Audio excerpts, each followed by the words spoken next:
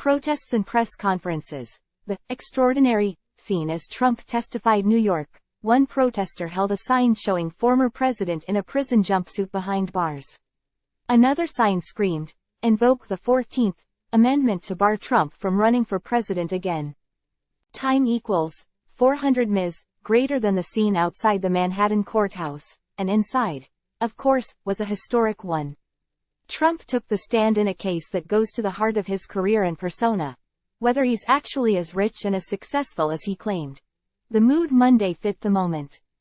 Protesters, hordes of reporters, and curious pedestrians gathered around the downtown courthouse, where the fate of Trump's real estate empire was to be decided after Judge Arthur Engoron ruled Trump is liable for fraudulently inflating the value of his assets.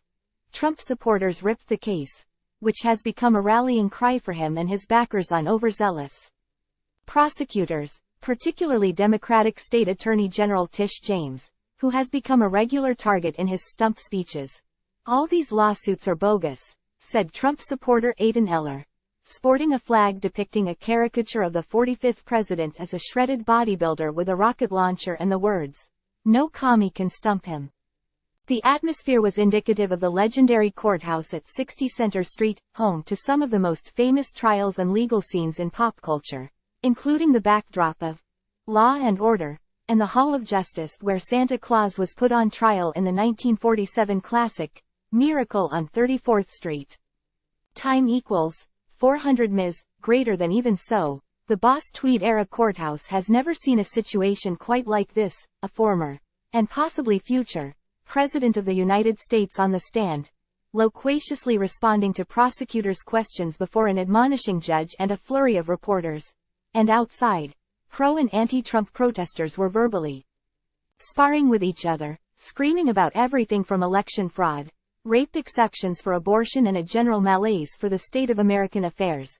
"Don't be mad 'cause we told Trump, you're fired," an enraged Annette Serrano, 55, told Eller, another protester, who only gave her name as Mary because she has way too many stalkers, sported a sign that said, "Make America Think Again." "Lock him up," and drew anti-Trump themed sidewalk chalk art. Inside, Trump's status as former president was also a constant theme in the courtroom. "I was so busy in the White House," Trump said, when asked about his knowledge of a financial appraisal around the time of his presidency. "My threshold was China, Russia and keeping our country safe. On a normal day, the block beats to the humdrum of routine cases and the quotidian comings and goings of seasoned trial lawyers." Time equals 400 ms. Greater than.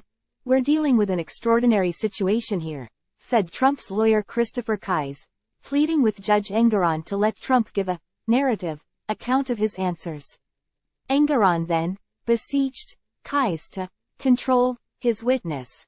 The 45th president's meandering answers frequently centered on the subjectivity of property valuations, but also ventured further to touch on everything from windmills, "I'm not a windmill person," to the brand value of Coca-Cola. The drama of the day, occurring both inside the third-floor courtroom and well beyond its walls, was also an opportunity for James to relish the limelight. James attended the trial, though she was not a prosecutor, and seized on the media attention. Stopping in the hallways leading to the entrance of the courtroom, James turned and smiled at flashing cameras and fielded questions from reporters about how numbers and facts matter. She also gave an impassioned speech outside, telling reporters, "Before he takes the stand, I am certain that he will engage in name-calling and taunts and race-baiting throughout Trump's day on the stand, and he's been a presence at much of the month-long trial." New York State Police were stationed outside the courtroom, frequently holding at bay reporters and members of the public pleading to enter a courtroom that was at 100% capacity. Court police directed excess press to two overflow courtrooms, both of which quickly filled to capacity, where a live-streamed Trump testified about how he probably knows banks as well as anybody. Before the trial went to recess on a lunch break, Trump listened to directions from Judge Engoron. "I will instruct the witness not to talk about anything involving the case," the judge said. Minutes later, Trump addressed a crowd of journalists gathered in the hallway. Time equals 400 ms. Greater than. "You have a racist attorney general who made some terrible statements," Trump said. "It is political warfare." And then he soon left, awaiting the trial to later resume.